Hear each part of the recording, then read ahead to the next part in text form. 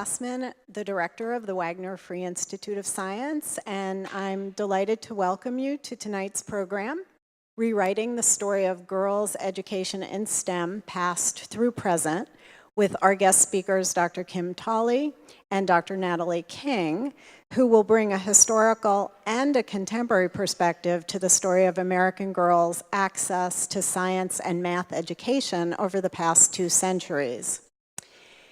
We're particularly pleased to present this program at the Wagner. It links together our historic mission as an educational institution founded in 1855 specifically to teach science to adults. It's the oldest program of its kind in the country. And the vision here was a progressive one.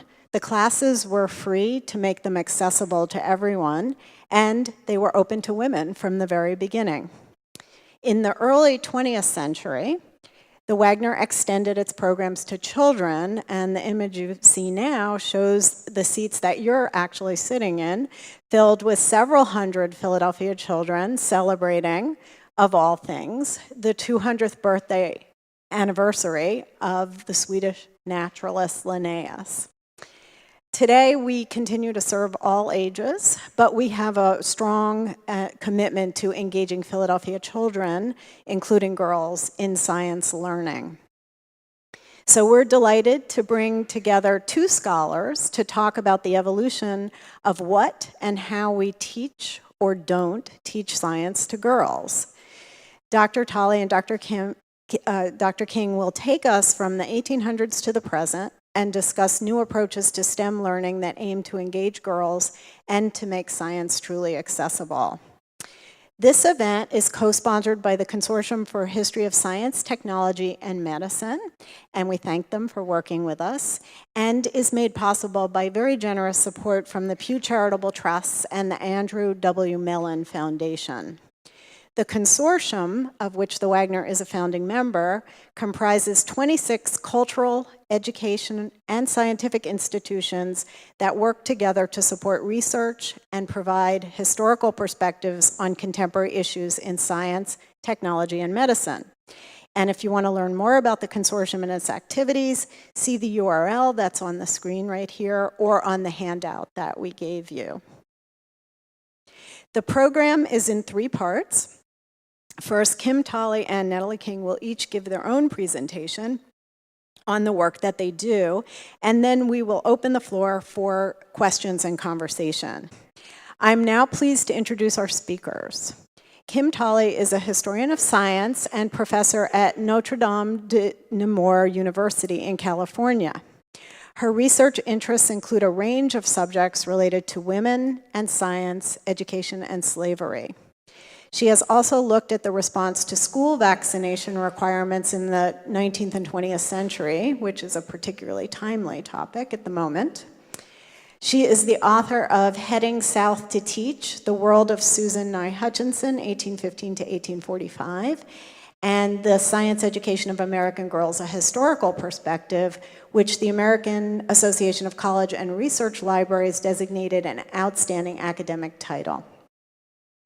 She also served as the editor of several books about the evolution of schools and educational practices, including Transformations in Schooling, Comparative and Historical Perspectives, and Professors in the Gig Economy, Unionizing Adjunct Faculty in America. And most recently, she has served as the president of the History of Education Society. Natalie King, who will follow immediately, is an assistant professor of science education at Georgia State University. Her scholarly work focuses on advancing Black girls in STEM education, community-based youth programs, and the role of curriculum in fostering equity in science teaching and learning.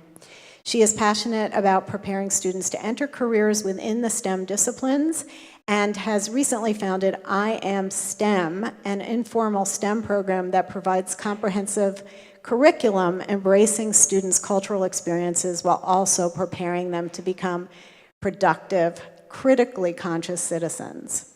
She offers trainings and curricular support to help organizations deliver high-quality and affordable STEM programs, and she has the goal to help develop this generation's next generation of scientists, engineers, entrepreneurs, inventors, and mathematicians. She's also published extensively in the Journal of Research and Science Teaching, the Journal of Multicultural Affairs, and the Urban Education Research and Policy Annals. She has a new book, hot off the press, literally, picked up today. Let the Church Say Amen to STEM, Guidebook to Launching and Growing Extraordinary Youth Programs. She's brought copies with her tonight, so you'll be able to take a look and see them after the talk. So I am now going to turn over and welcome Dr. Kim Tolley.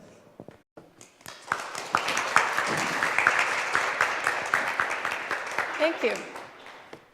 Can everybody hear me? Good. Have girls always had relatively little interest in STEM?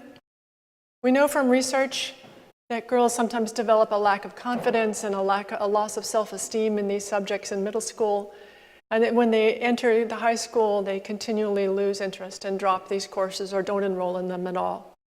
And until fairly recently, policymakers thought this state of affairs had always existed in the US. But historical research reveals a very different picture. The history of girls' STEM education over the last 200 years reveals periods of increased access and opportunity and sometimes periods of backlash and restructuring. Today's talk draws from my recent book and focuses on 3 topics: expanded access in the early national period, the effect of backlash and restructuring from the late 19th century up to 1960, and factors that historically have encouraged or hindered girls' participation in STEM. And some of those factors are still in play today, which I think is one thing that makes history really relevant.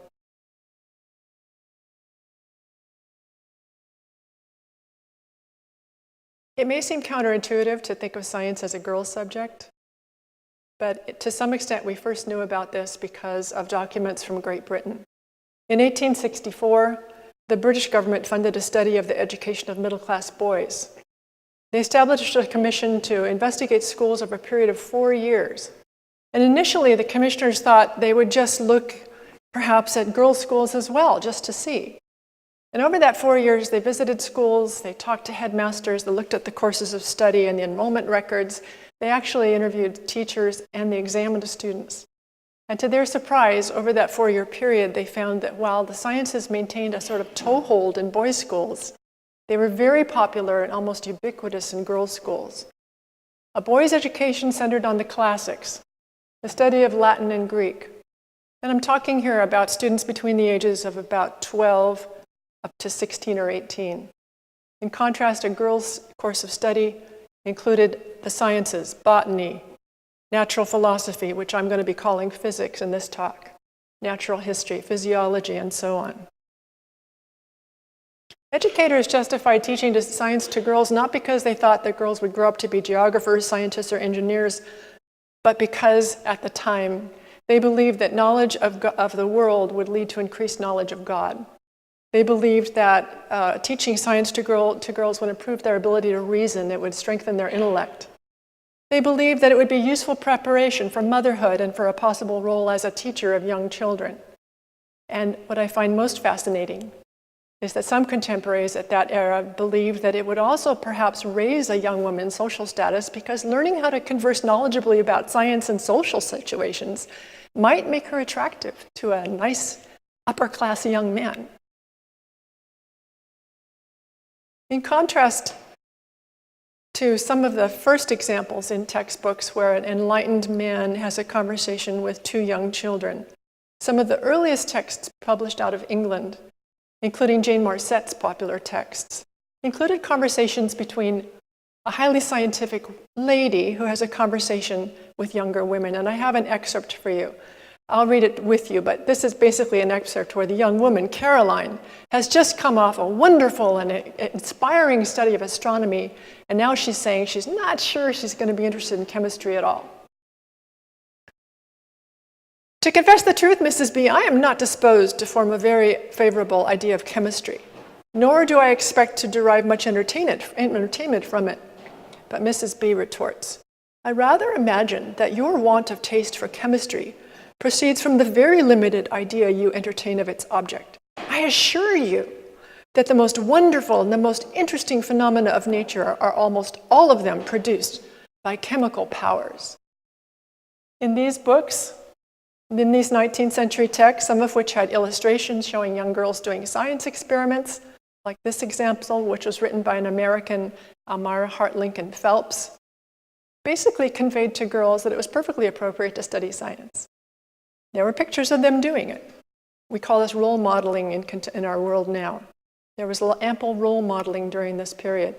This girl is so young as she does an experiment with iodine that she has to stand on an ottoman to be able to reach the table. Not everyone could learn about science during this period, in the early national period. This was before the establishment of common or public schools that were open to all. The schools that were teaching science at this period charged tuition. And you can actually get a sense of this race and economic status of the people practicing science, the women and girls practicing science, just by looking at the illustrations. Take this one, for example, from another of Phelps' books in 1838. The mother and her daughter are doing an experiment in what looks like a dining or a sitting room. It's a fairly elaborate room. It has a carved mantel. Oops, I'm sorry. Let me go back. Oops. Did that disappear?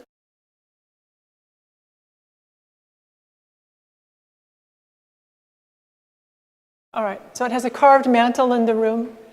And as they're doing this experiment to see which objects sink and which objects float, it becomes clear in the text that they're using a gold coin.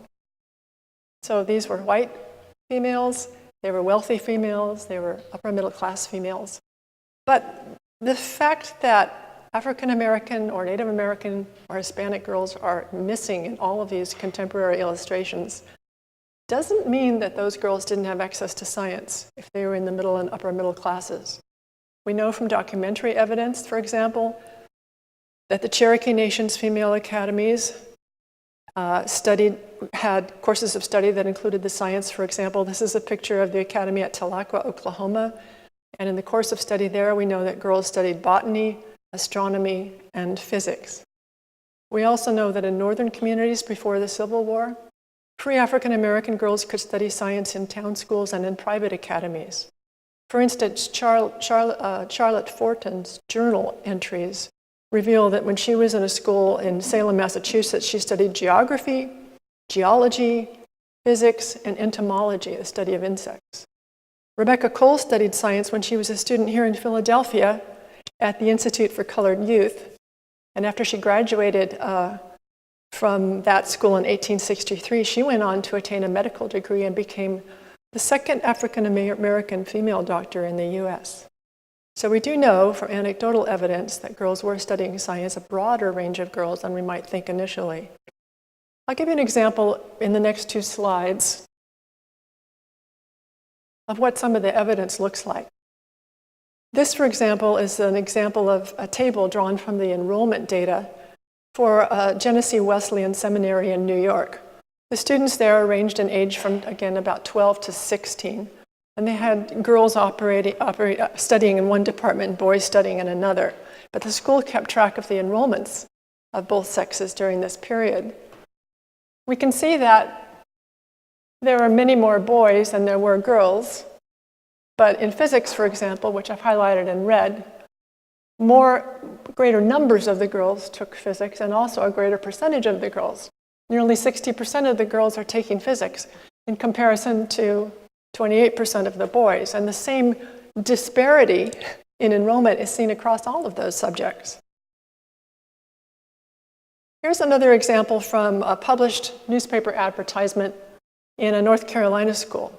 Many schools, to attract prospective students, advertised their courses of study so that parents could look and see what the school offered for a boy or a girl and then make a decision. Is this a place where I want to enroll my child? And it was very common during this era to see a list of subjects for boys that included mathematics, like algebra, geometry, subjects like navigation and surveying. And you would never see those subjects on a girls' course of study. But at the same time, in the girls' course of study, you would find astronomy, physics, botany, chemistry, and you would not see those advertised for a boys' course of study. Doesn't mean a boy couldn't attain the study of those subjects in a school, but it was such a low priority that a school of that period didn't think it was important to advertise it. During this period, women didn't generally do higher math. They did arithmetic, or what we call arithmetic. And that gradually begins to change. But I want to take a minute to give you a sense of the kind of arithmetic they did. We know what they did because of samples of surviving girls' math journals. These are 2 pages from the math journal of Martha Ryan, who was a 14-year-old in North Carolina, I believe. And she was writing in the late 18th century, right at the close of the Revolutionary War. She doodled all over her journal so you can tell that she was following the outcomes of these battles at sea, because she was writing the names of some of the ships that had been taken. And I was very excited. The whole cover of her math journal is emblazoned with the phrase "liberty or death." So she was following all of that. But here's an example of the kinds of problems that she did. On the page on the left, the problem is written in words at the top, and because I know you can't read that, I'm going to read it to you. 4 persons make a joint stock for 12 months. Now, to make a joint stock is to invest in some enterprise together.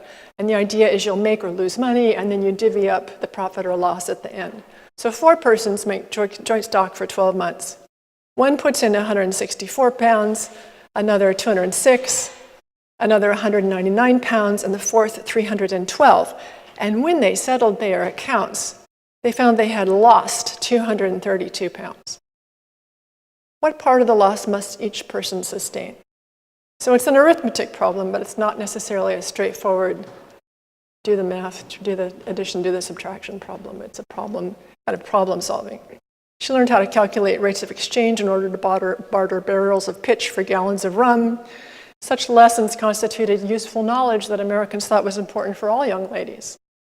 In fact, based on what I've seen in her journal, she could probably have settled her brother's gambling debts. But whereas the notion of teaching arithmetic to girls was not at all controversial, the idea of teaching them geometry or algebra was a completely different story. This is how one contemporary described it. Geometry. The sound of this word in reference to females is very terrific. Terrific as in striking terror into the hearts of parents. Parents startle at it as though it possessed some talismanic power of converting their delicate daughters into tempest-beaten rovers of the deep and sunburnt surveyors of the forest.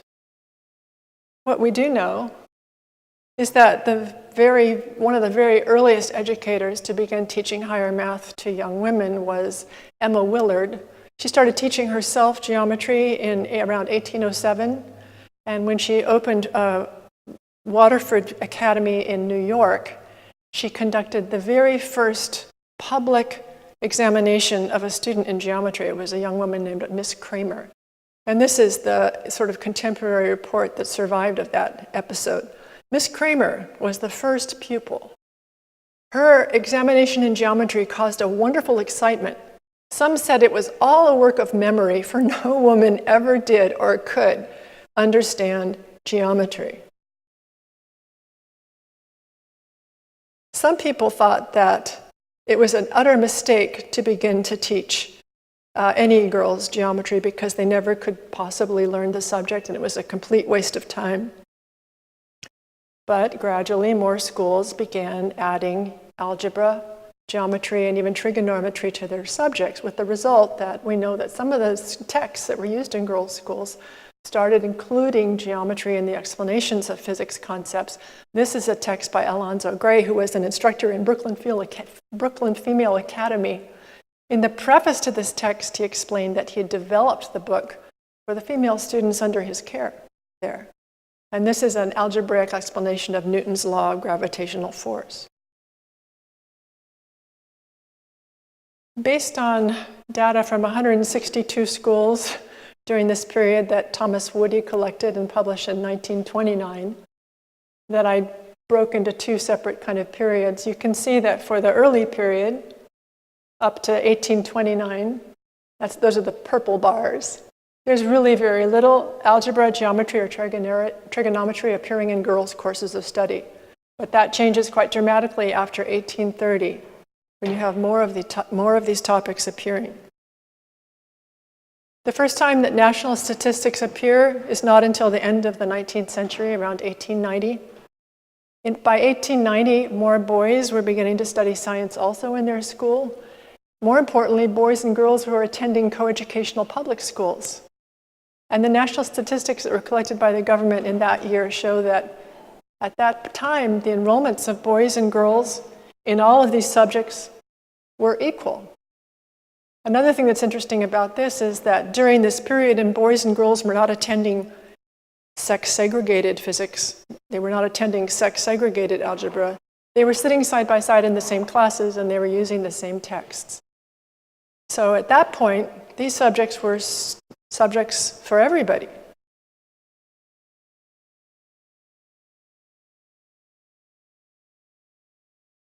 While the public high schools did not offer girls classes in engineering specifically, some young women learned about mechanics in their physics classes. Anecdotally, we know that the trustees' reports from Troy Female Seminary revealed that in 1839, around 7% of the girls at that school were taking classes in mechanics.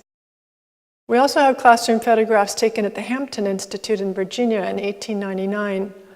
They do show young women enrolled alongside men in physics and chemistry classes, and the picture on the left is from a chemistry class. They also show women enrolled in mechanics classes, as shown in the picture on the right. That picture shows students studying the mechanics of a cheese press screw, which was an enormous, fairly large machine. Throughout the 19th century, as more girls came to study the sciences, they began to pursue these subjects outside of school and more intensely. By the 1820s, so many women had started to take an interest in botany that the botanist Amos Eaton said that he thought more than half the botanists in New York were women, and he made that comment in the preface of his botany text. He said that people had been writing to him saying, "You should do a botany text for women." And his response to that was, "They don't need one."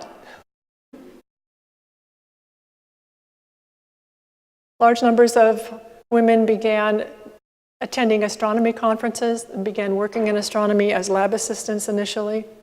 This is a picture taken in 1914 of the American Astronomical Society meeting. And of the 35 participants here, for example, 46% are women. After women's medical colleges began to open near mid-century, women also began to obtain medical degrees and practice as physicians. Some of these early pioneers came from middle-class families, able to afford the tuition, but some worked their way through. And one of the most inspiring examples is shown here. Eliza Ann Greer became the first African-American doctor in the state of Georgia. It took her 7 years to go through medical school because she put herself through the Women's Medical College of Pennsylvania, which was here in Philadelphia. She put herself through by studying for 1 year, then returning down south picking cotton as a sharecropper for 1 year, and then coming north with those funds to study more, and then going back. During this period, although there's less known about this, some women began to seek patents for their inventions. We know from data from the US Patent Office that by 1888, women inventors had been granted more than 2,000 patents. Anytime you go to a grocery store and get groceries in a paper bag that has a square bottom, you can think about Margaret E. Knight, who invented the machine to make those paper bags. That was essentially her invention. In April 1890, Charlotte Smith published a little journal called The Woman Inventor to highlight these achievements and advocate for women in technology. One of the most interesting findings I encountered was at Stanford and the University of Wisconsin and UC Berkeley and also the University of Michigan. I happened to be doing research at those 4 institutions, and I decided to look into the registers to see if women were getting BAs in the sciences or math. Here's an example of what I found from Stanford, and the pattern holds true for all those other 3 institutions during this period. From about 1897 to 1922, most of the students getting BA degrees in math were women at Stanford. And then that begins to drop after 1922. And we'll talk about some of the factors that contributed to that. But that pattern holds true at other institutions as well. Throughout the 19th century, girls increasingly studied science and mathematics in public and private schools, but this trend reversed in the early 20th century. National stats show that from 1900 to 1960, girls' enrollments in these subjects fell sharply at slightly different times. I pointed out that the math BAs at Stanford start falling somewhere between 1910 and 1922.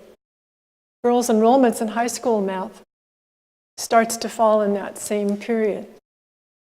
Girls' enrollments in physics starts to fall in 1890 and disappears from over 20% to around 1 or 2%. That's close to 2%. I think it's 1.8%. The enrollments in math fall precipitously during that period too. So why did that happen? Well, the backlash had been simmering for decades. All during this period I've been talking about, where science becomes a girl subject. There were always critics. And 19th century school books had always reinforced gender stereotyping to some degree. And here's just an example of that. This is an 1827 science text that shows two students engaged in geography study outdoors. The young boy is working with a compass, doing his geography work. The young girl is drawing a plant. Use of a compass would be useful to a young man who might want to find work as a surveyor or as a navigator. But it was basically unheard of during this period for a young woman to find work as a surveyor or a navigator. And some critics, such as the writer of Bedford Female Academy's advertisement in 1837, spelled it out in case people hadn't really been thinking this through. Women are not destined to be navigators, nor opticians, nor almanac makers, nor practical mechanics, nor miners, nor engineers, nor doctors of medicine. They should understand much more of cookery than of chemistry.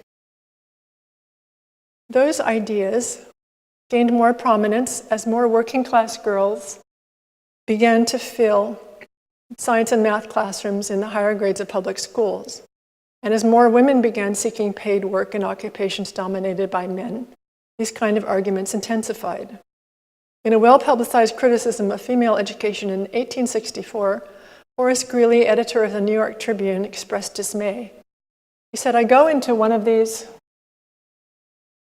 public schools, and there are girls who are to be wives and mothers of farmers and mechanics, to cook, to sew, to darn, wash, starch, and make butter and cheese. And when I see them studying algebra and trigonometry and logarithms and making astronomical calculations, I ask whether this does not preclude or take the place of what would be more useful, what they will urgently need to know."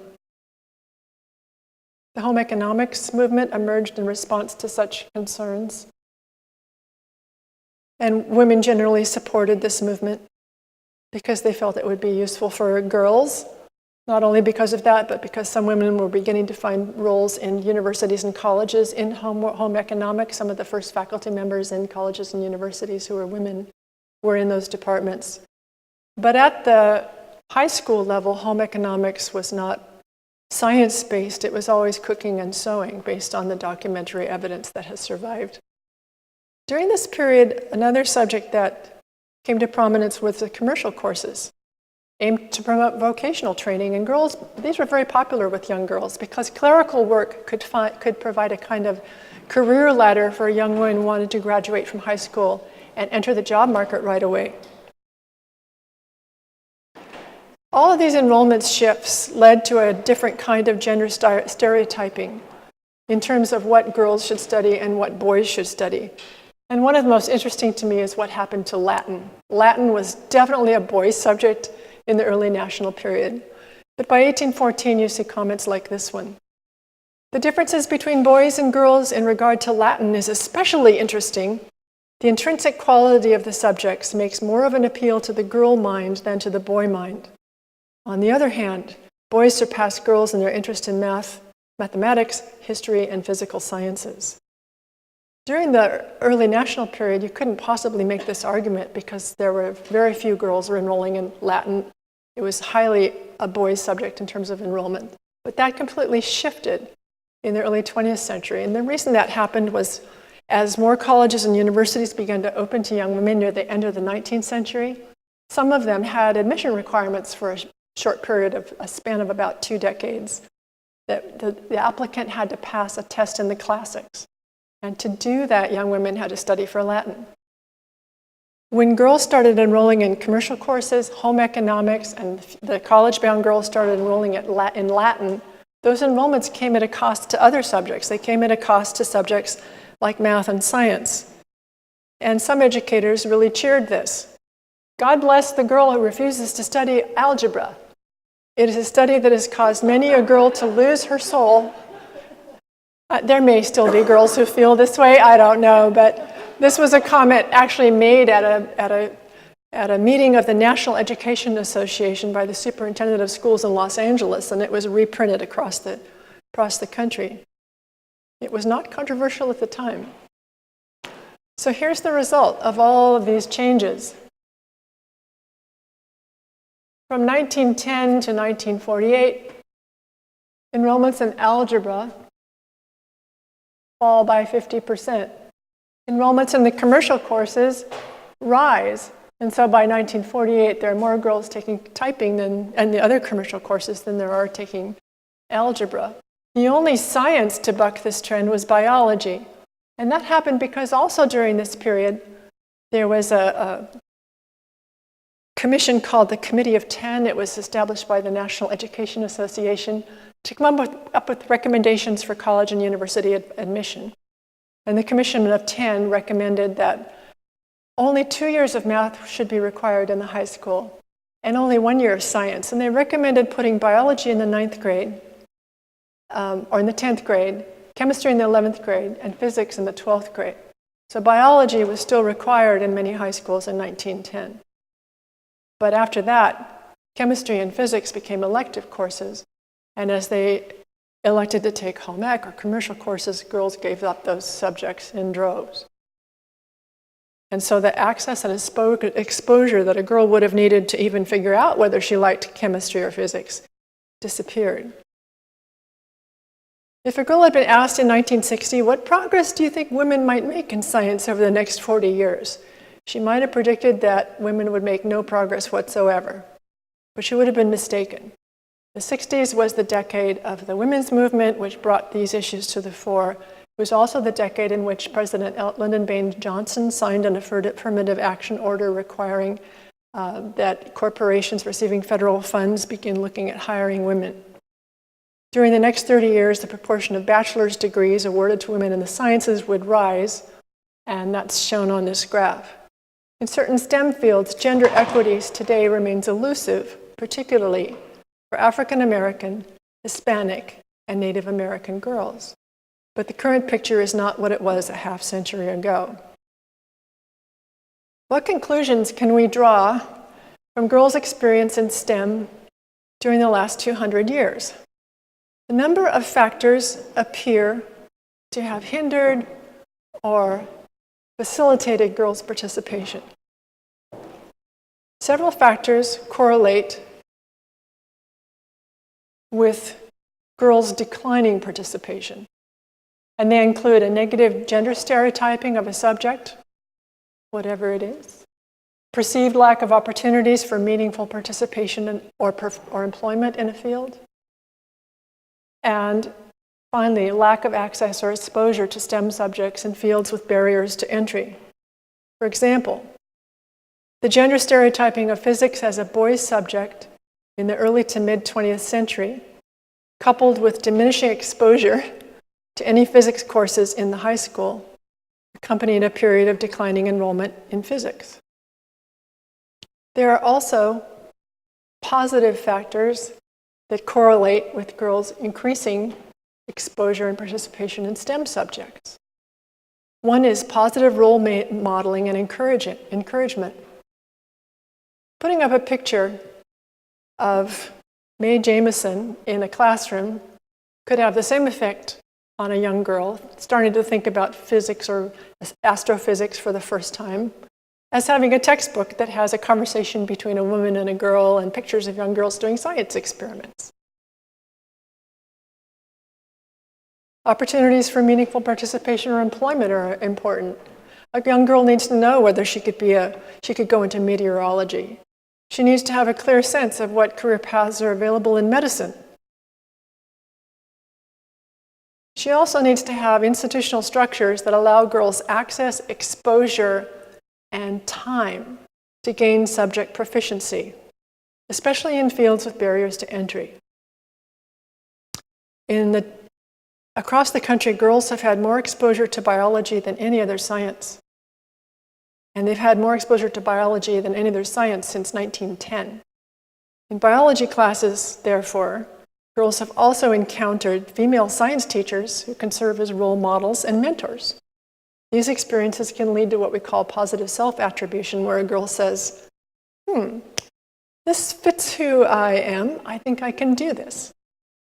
So it's probably not surprising that in the health science and the life science fields, young women have begun to overwhelmingly almost take over the number of bachelor degrees awarded in those sciences, and women are now predominating in medicine as well, which is a fairly high-paying profession. It's a good thing. It's a good thing now, especially since every family needs to have 2 earners in the family to get by, I think. Today, the movement to encourage girls in STEM aims to broaden every girl's access to STEM subjects. What we know from history is that almost any subject can become widely viewed as a natural fit for girls. This has happened in the past for physics, with chemistry, and with natural history. There's good reason to believe that with increased encouragement, access, role modeling, and meaningful employment opportunities, all young women can achieve equal access and opportunity in STEM. And Dr. King is going to tell you all about how that will work. Thank you.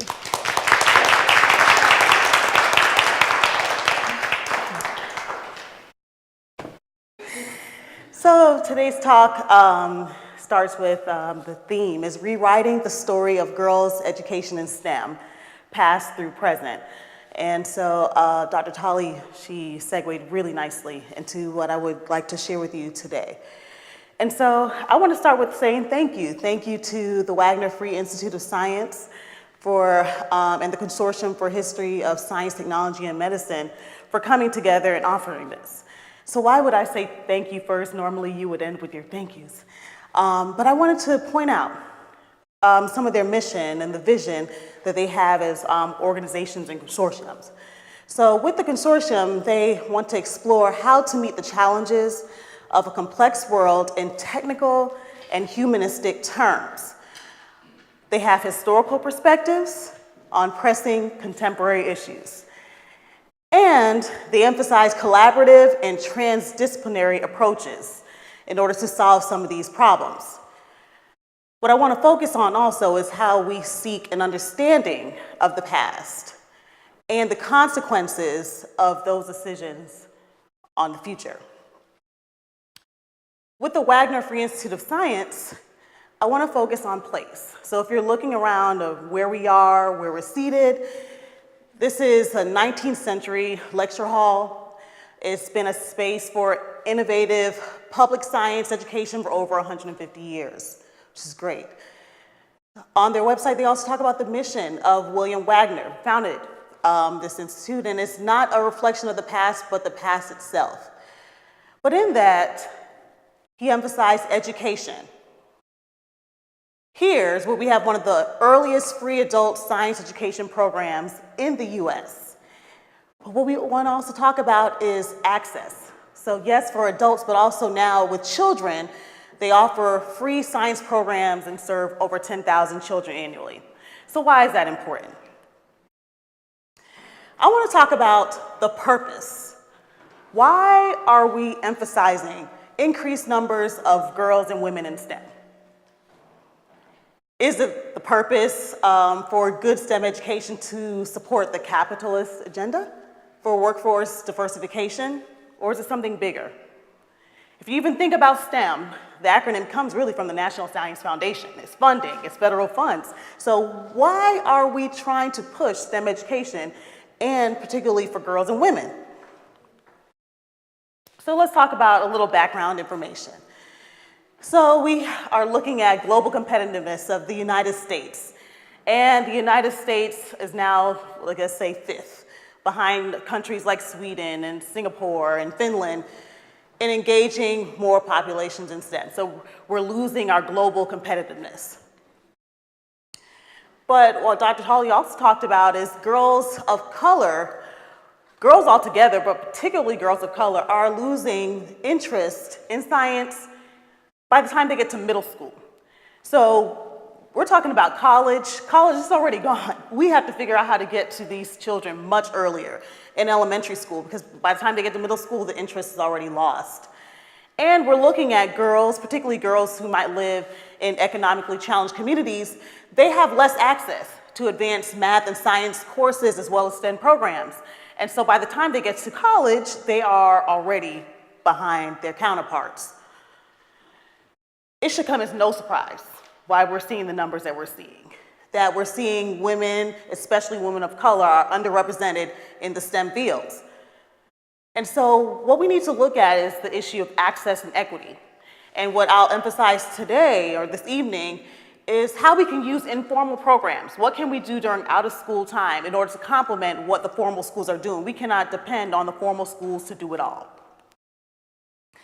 So the American Association of University Women in 2010, they published a report that was called Why So Few?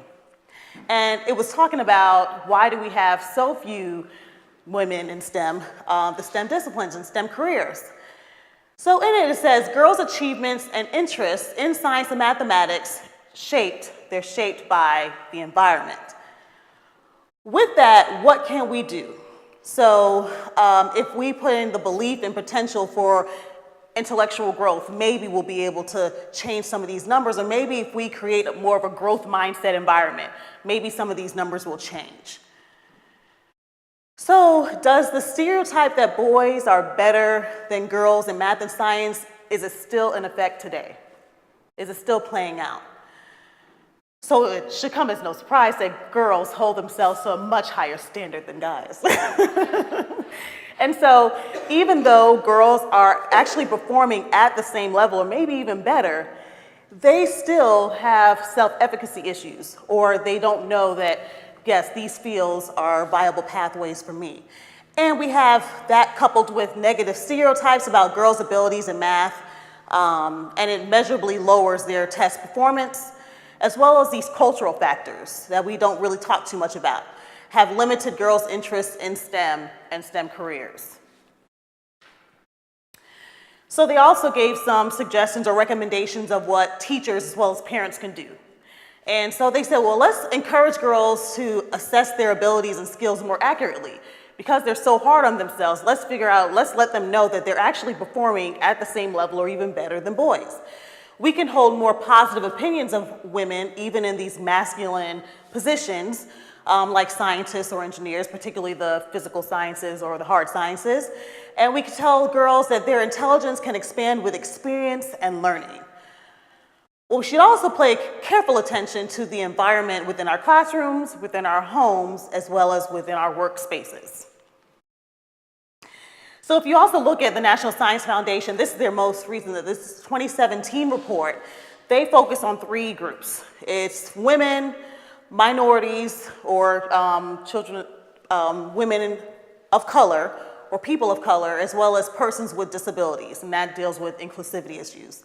So they're looking in science and engineering, and they reported that 57% of all bachelor's degrees and 50% of all science and engineering bachelor's degrees since the late 1990s are awarded to women.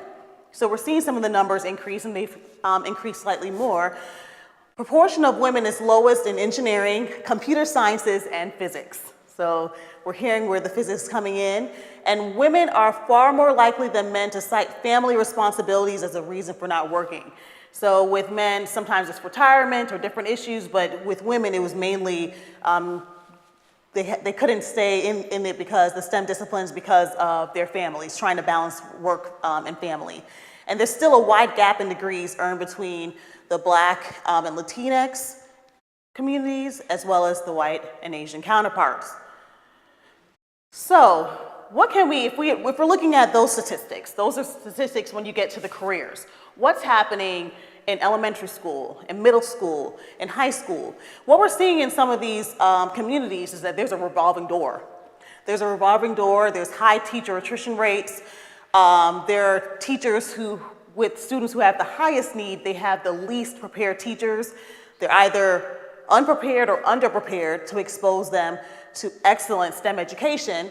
And so the science and math achievement issues, especially in urban schools, we're seeing it very early on. So the question would be, how can we rewrite this pervasive narrative of girls and women in STEM? What can we do? The first thing we need to bring to light is the importance of naming. And naming starts with just naming ourselves, as well as naming others in which identifications intersect with those issues of power and privilege and social justice. So who are we and how do we fit into the equation? What is our positionality? So as educators, as educational researchers, or just researchers, we have to rethink our own positionality as we interact with our participants and as we interact with girls. We're seeing a lot of the reports where we're not necessarily delving deeply into what is actually happening within these spaces. We're publishing research and reports about them, but we're not necessarily articulating their voices. What is the extent to which we are immersed in the culture?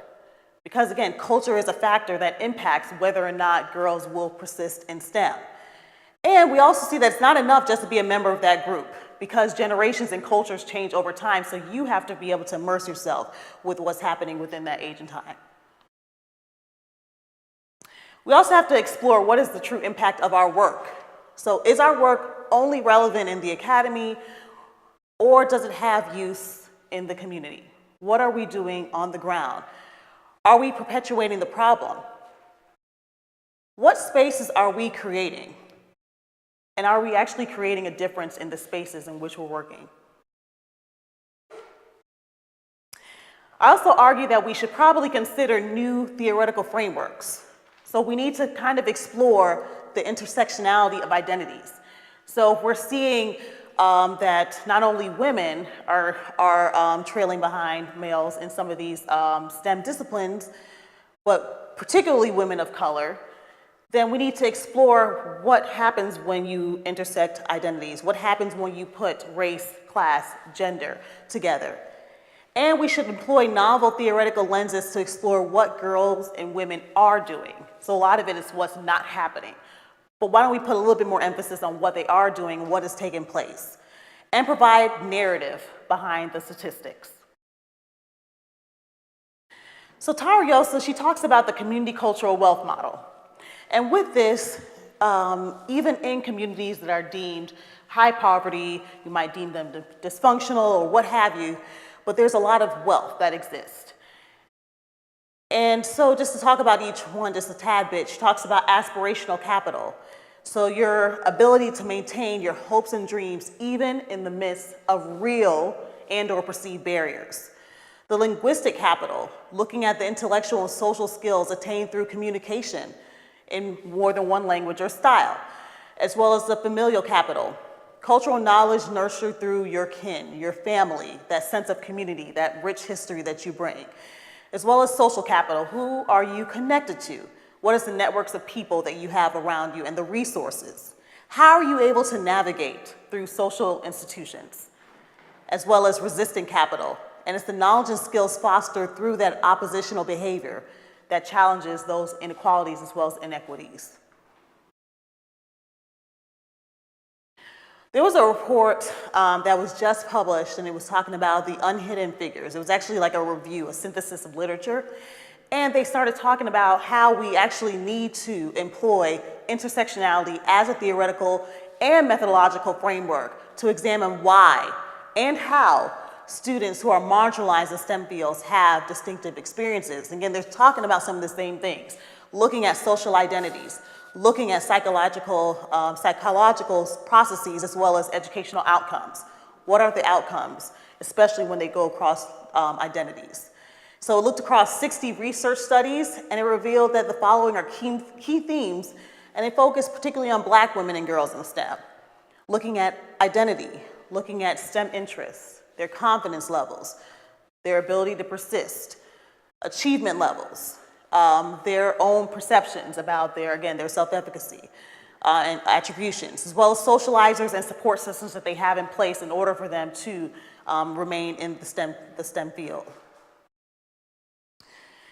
I also published a conceptual framework as well, because again, we have to start looking not just at women, but what's happening in girls.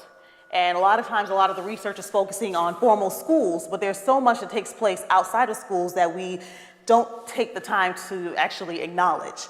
And so if you look at Black girls in formal schools, there's some things that's happening. I'm looking at perceived identity as well as their learning context. So in learning context, you're looking what's happening in like the informal spaces, even in your research study, what we call counter spaces. What is taking place outside in these spaces that they create for themselves, these safe spaces against microaggressions or stereotyping or different things like that, as well as issues of race, gender, and class. How does it all play a role? So all of that comes together to give more of a holistic picture of multidimensional identities. So all this sounds great, right? But we always have to leave with like how. How does this work? What can we do? So how do we create more equitable learning experiences for girls and for women? Well, the first thing is that we have to get in the game. Everyone has a role to play. You cannot be a bystander.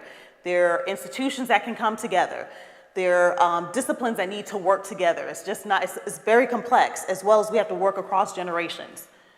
Looking across historical context as well, how can we fix issues that have been pervasive over time and over history? And what can we do to work within our own spheres of influence in order to enact change?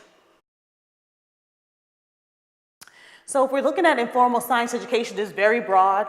When you think of it, you might think of anything that happens during out-of-school time. So this can be school field trips, it can be museums, the role of media, the role of your family and home, as well as the community. And what I want to put a little bit more emphasis on is the community.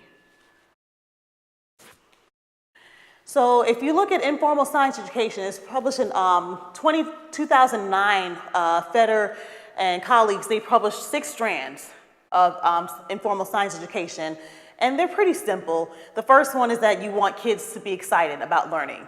A lot of times in school, we focus so much on testing and assessments that we literally swipe creativity and excitement and everything out of our kids. It's not a fun place anymore. And so what can we do to bring that excitement back and that natural inclination to be curious? Strand 2 is come to generate, understand, and remember and use those concepts. So now we're talking about, instead of just the scientific method, we're talking about science and engineering practices. How do they develop behaviors of scientists as well as engineers? And then the strand 3 is that we want them to begin to observe and make sense of the world around them. So they're no longer taking things at face value. When they go outside, they're asking questions. They're interacting with nature and their environment. And we want them to reflect on science as a way of knowing. So these are the processes, the concepts, as well as institutions of science, so that they're now learning about natural phenomena. The other thing is that we want them to actually start using the language of science, using the tools of science. But my favorite is now that we want them to begin thinking of themselves as scientists. When this happens, this deals with identity. And if they start seeing themselves as scientists, they begin identifying as scientists, then we'll start seeing a shift in how many persist, because this becomes who they are and a way of thinking. So how do you get in the game? What did this come about? We have long divide between the church and the state. And we cannot depend again on the schools to do everything. And so now what can we do even as churches or faith-based institutions to begin helping to solve these type of problems? A lot of kids are going to church 2 and maybe even 3 times a week. So children's church or their vacation Bible schools, what are they learning? Is there a space where they can learn, again, some of these scientific practices? Is there a space where we can start mending the two again? Historically, faith-based institutions provided some fundamentals for reading as well as arithmetic. They were a place for intellectual thought. And so how can we bring that reemerge again, allow that to reemerge again? And as Dr. Tolley, she talked about and referred to about role models, additional role models, looking at representation. Representation matters in terms of mentorship, in terms of just having someone that you can project yourself into that image. And so this is a book that was recently published as well by Stephanie Espy, she's a chemical engineer, and this is called The STEM Gems. And she puts 44 careers and 44 women who are currently in those STEM careers. And then she also has virtual book clubs and different things like that where they can engage with these scientists or with these mathematicians. And so this has become a great resource to help with representation. This was drawn by a science instructional coach. Her name is Laura Pena, and she terms her a STEMinist. And with this, it's a representation of youth agency and civic engagement. I'll talk about some of these pictures. You see a honeybee up there, you might see a quail, a sewing machine, he'll play, and I'll tell you a little bit about it. But it's time for us to also allow spaces to enact that liberatory pedagogy, a little bit more freedom in our curriculum that embraces students' cultural resources. So we use culture as the center. We put it at the center in order to build our education instead of having curriculum that's already developed and culture is an afterthought. So what does this look like? First thing is that we have to reconceptualize. It comes with a reconceptualization with us humanizing science education. If you talk to a teacher and you ask the teacher, what do you teach? And they'll give you a subject, right? And now we want to get to where we're actually humanizing. I teach children this. I teach children science. Debunk that capitalistic agenda for workforce diversification. We will solve that issue if we provide more meaningful experiences for children, especially girls, particularly girls of color. And so if we want to promote access and equity in science, we have to start focusing on the person, the human. So now we can also think about STEM for social justice. And so we're allowing them to engage in advocacy issues. They're becoming activists, change agents in their communities. And STEM is used as a mechanism now in order to help people. If you ask girls what do they want to do, they might tell you, I want to be a doctor because I want to help people. I want to be a teacher, I want to help people. And so now we need to help them to see that using the STEM disciplines is a way that they can help people. So this is a school that I do some work with now in Atlanta, Coretta Scott King Young's Leadership Academy. And it's an all-girls, a single-gender school. It's about 400 students, 6th through 12th grade, 100% African-American or Latina. And the interesting thing about this school is that it's located in a food desert, okay? So the nearest Publix or Kroger or, grocery store is 6 miles away. And so now they have to figure out, like, what do we do about this issue? How can we ensure that we can get access to fresh produce and vegetables? And so you can see us out here working, and they have an edible garden. And in the edible garden, they're able to plant vegetables and herbs. And not only are the students in charge of it, but it's open to the community. Anyone can come in and as things, they can never keep anything there, because as they're ready, parents and community members are coming in and they're harvesting, which is great. And so now they're making their own. They're solving complex issues. They're making their own solutions to community problems. And so they're using STEM, but then it's in a way that is much more meaningful, not just to them, but they're seeing themselves as helping the community. So they also have quails. They have the quail there, and this is one of the students, Daisha, she's in 6th grade, and this is her voice. I am a quail guardian. Quail guardians feed and take care of the quail. We even clean the poop Trays, I honestly like quail, and it's a really nice thing to be able to take care of them. We raise quail and learn to be responsible for other living things. The quail are a part of our garden. We put the cracked eggs in the compost bin and put their poop in the bin too. It is good for the garden. Our school is in a food desert, so it's nice to be able to grow things to give away. We also get to build things. We build a quail hospital with wire and scrap and recycled wood. Anytime a quail is hurt, they can be separated to recover. And so this is them actually sharing some meaningful things that that's taking place even during school time. Before school, she'll come in, and there's a group of them that come in and they feed the quail, they clean them. They have someone who checks the eggs to make sure that it's grade A, and if it's not, then they can use it for other things, such as in their compost or what have you. Or they can sell the eggs that are grade A, and that's how they're able to sustain their initiatives. Another one is the Honeybee Learning Center, which they have done now in partnership with the Metro Atlanta Beekeepers Association and the Bee Cause Project. And so now they're understanding the importance of bees. These are students. And so Miala, she said, with the Honeybee Learning Center, we learned about the importance of bees and actions we can take to save the bees. We want to keep bees in our community because they pollinate flowers and are responsible for one of every 3 bites we take. We have a garden and the bees help the garden flourish. We have built beehives and take care of the bees by inspecting the hives. We have bee suits and everything. We have extracted honey. The taste is amazing. And they've used that same honey, and they make lip balm and chapsticks and different things, again, to sustain their programs. Then another example would be the Farm to Table initiative. This is a parent initiative, and parents have their own hydroponic tower gardens, and they grow their own produce.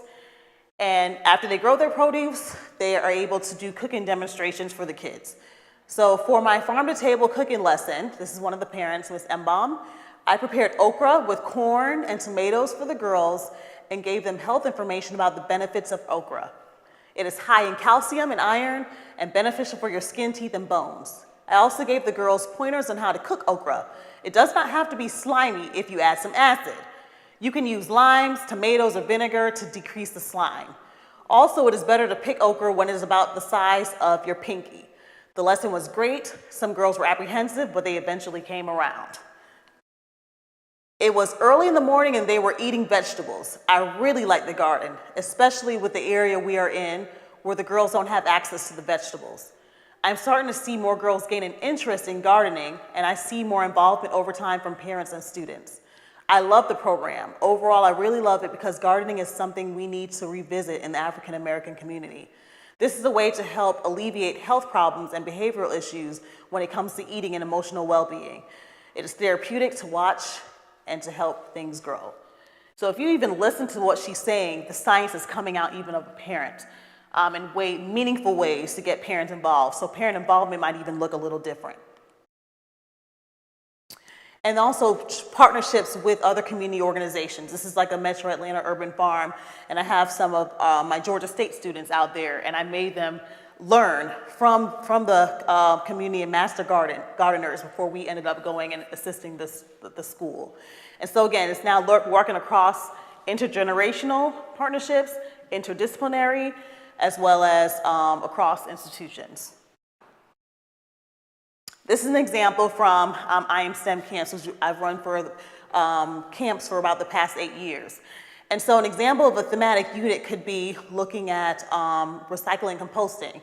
And so I mentioned some of the strands to you where they're able to experience excitement, where they're able to use some of the scientific knowledge, language and tools. And so an activity can be visiting a local transfer facility, okay? With that, a learning goal could be learning about the recycling program in their community and discuss the advantages of recycling locally and also some of the global impacts of their actions. So they're using some of those science and engineering practices in doing so, but they're able to also learn about the communities. One thing that was very impactful with this is that not only did they see the transfer facility where recycling was happening, but also the sanitation facilities. And we also talked about where their utility companies, where that was located. And with that, they were able to see that everything was in their community, particularly where the dump is. And so we had to talk about that. We talked about that. We talked about property values, the impact of property values.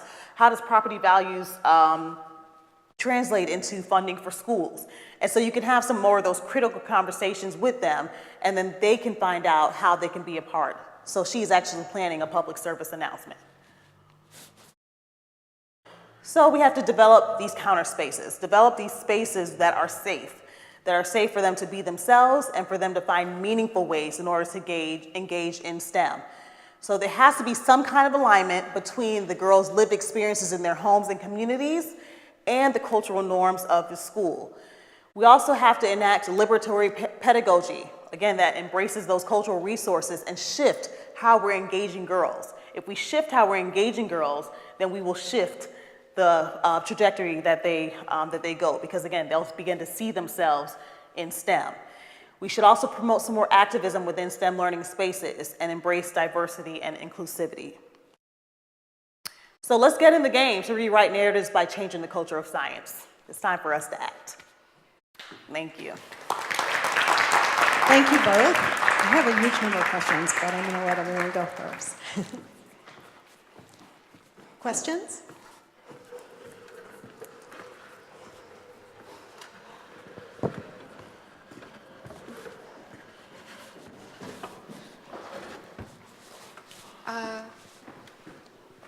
Hi, thank you guys both so much for giving this wonderful presentation to us this evening. This has been incredible, and again, I think about us in some ways in the audience being much like the early audiences that were here, 100 years ago. What a wonderful way to start the presentation with that image.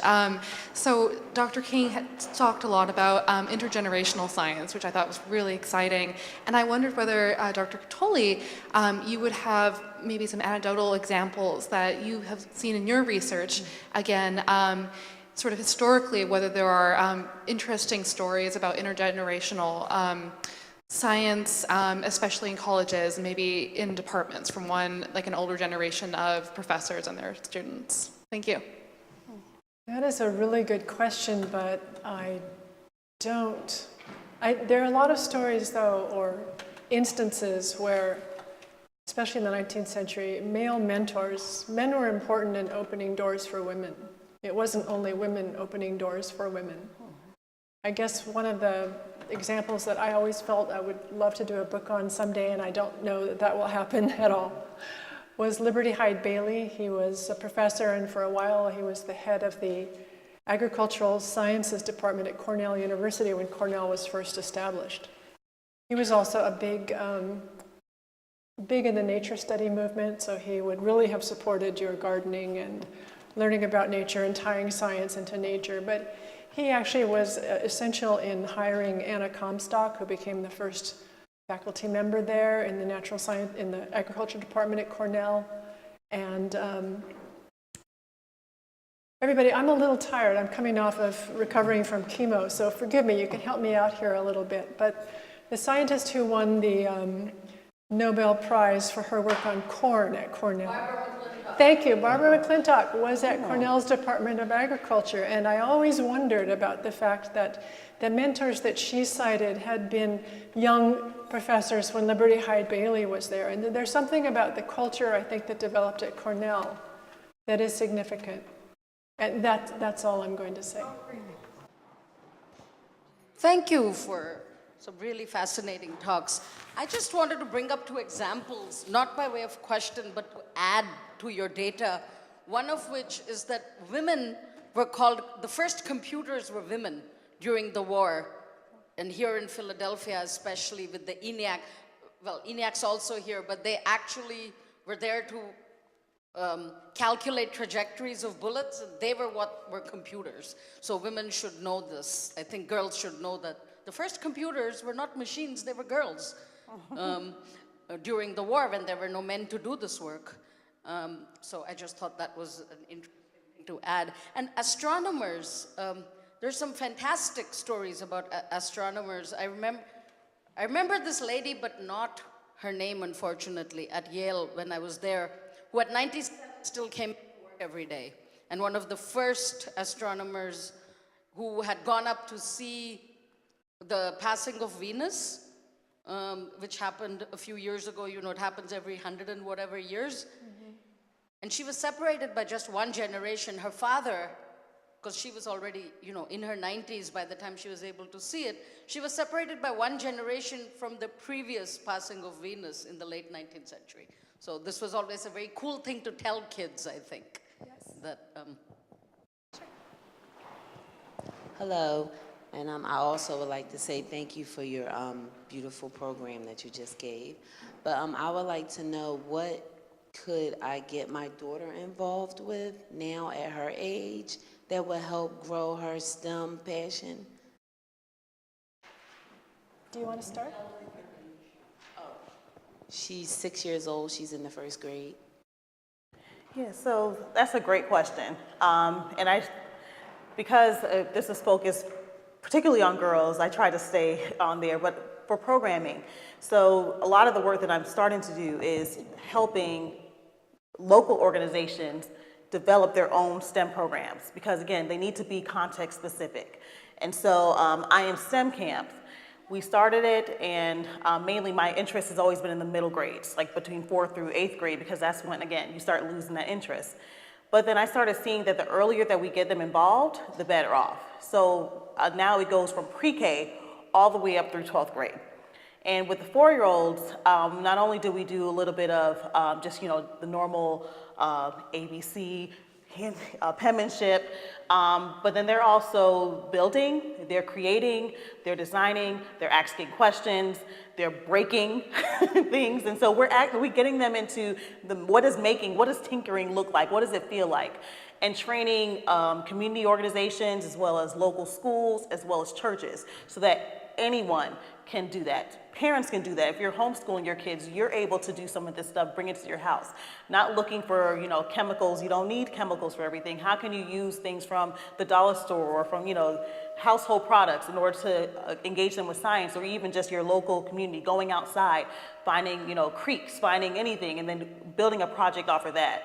And so thinking about science a little bit differently so that it's more accessible. Something that, you know, kind of, it gets underneath my skin a little bit is when I see that these STEM programs are so expensive. They're so expensive, and really for no reason. They're just so expensive, and it's a money-making thing. But it doesn't have to be that way. And if you don't have $300 to send, you know, your kids to STEM camp for a week, how can you create your own? And that's what I'm going to, is like, how can we do this by ourselves? How can we work within our own community in order to promote STEM education? Because science is everywhere. If I could jump in, just because I grew up in a household of scientists, and my kids ended up going into science. At least my daughter became a physicist. So when she was 6, I just let her play the way my dad helped my sister and I play. One example would be to get bubbles, you know, just a mix of the bubbles that you blow, and say, you know, how big a bubble can you blow on this table?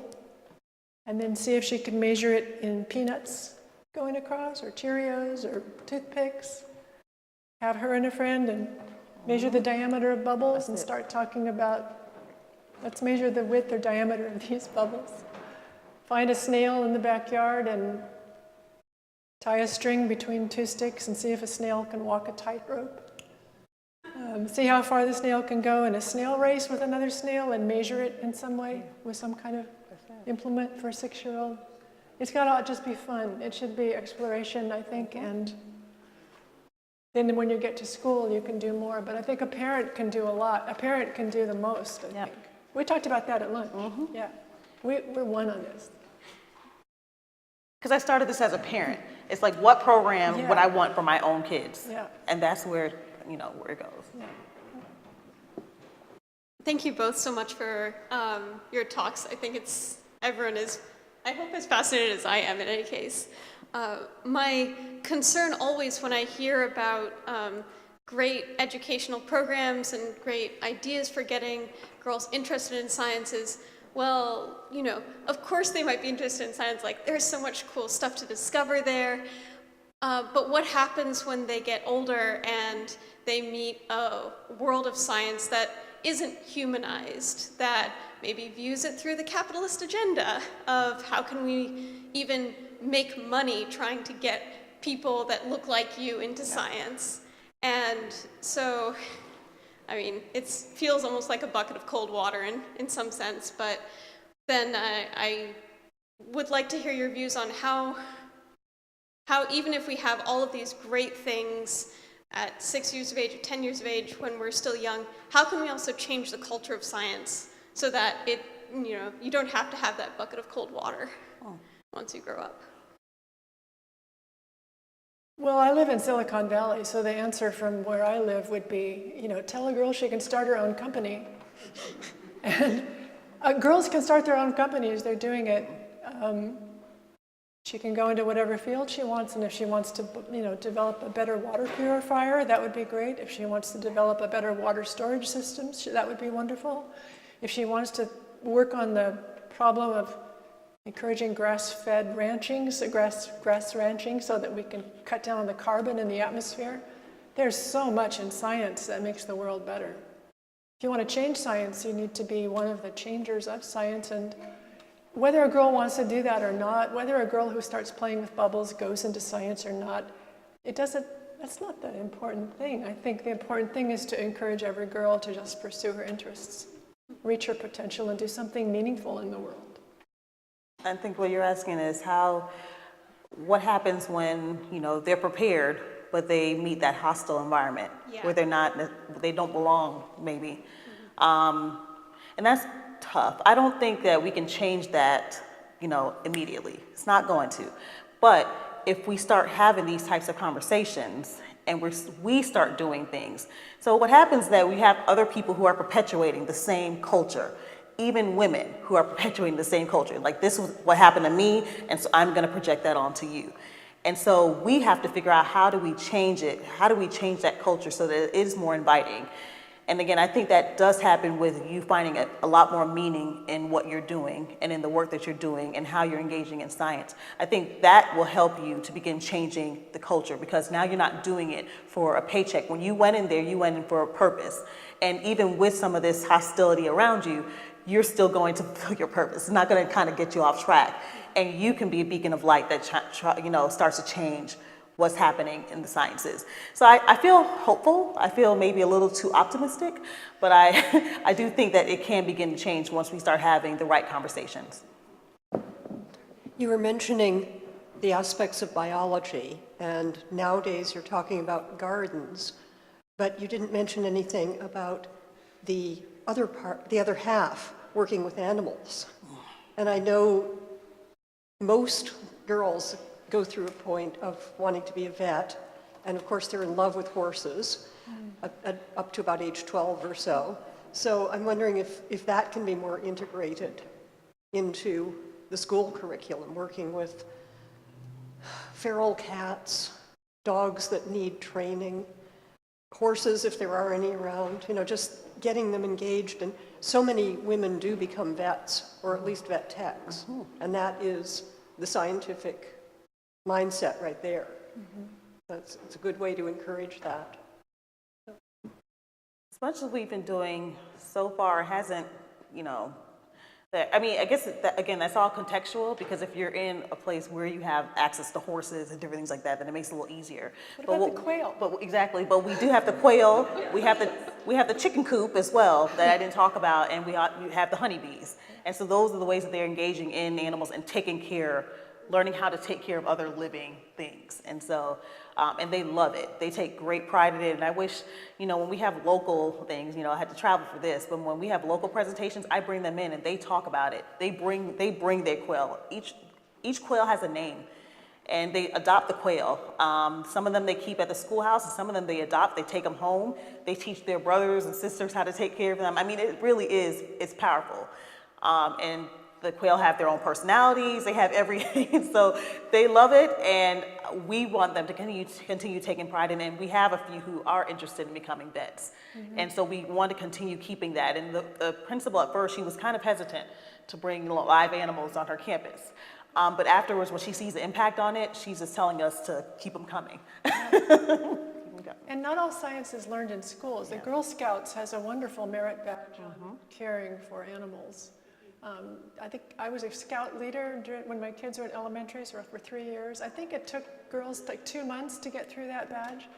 And some of them really felt the learning experience was more useful than what they got in their elementary school anyway.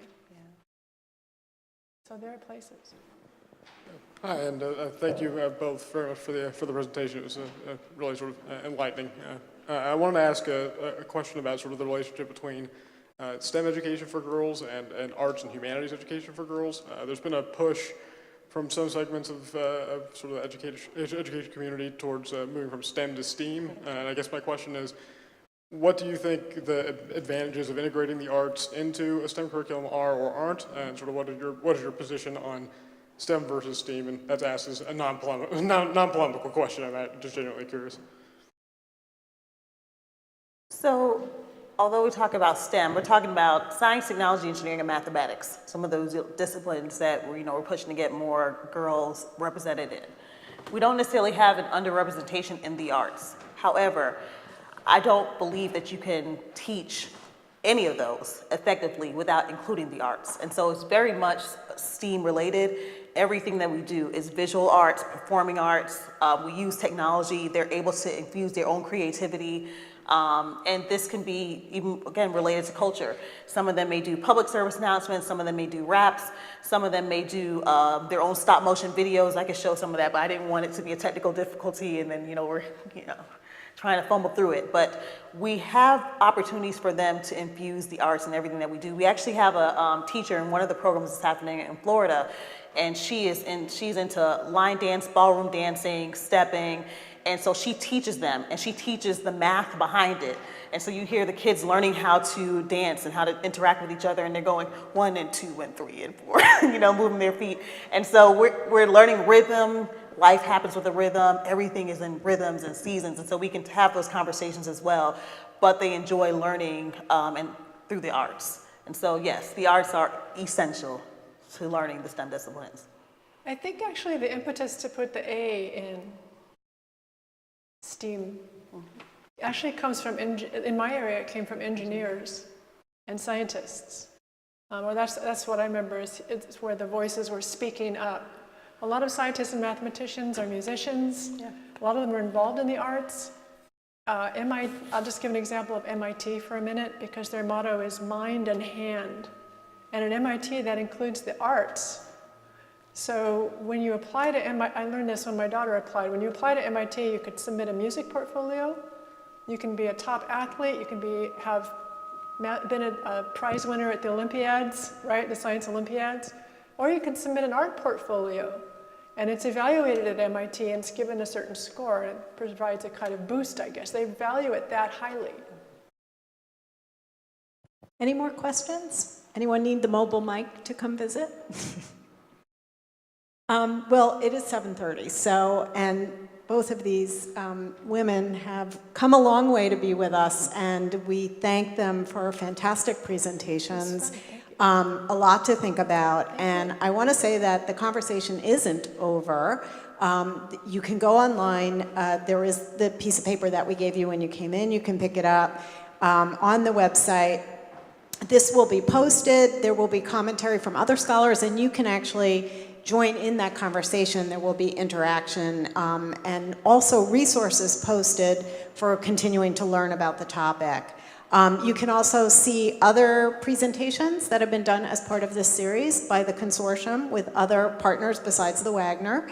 And I want to say for anyone who's interested as well, we do other science programs, and the mom with her daughter, please come talk to us later. There are a lot of programs in Philadelphia. The free library branches do summer in the science, and many science summer programs, and the Philadelphia Science Festival will be in late April.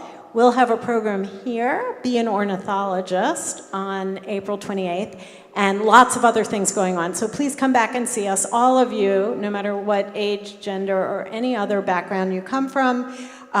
We do science and history of science, and we thank you for joining us tonight. Thank you.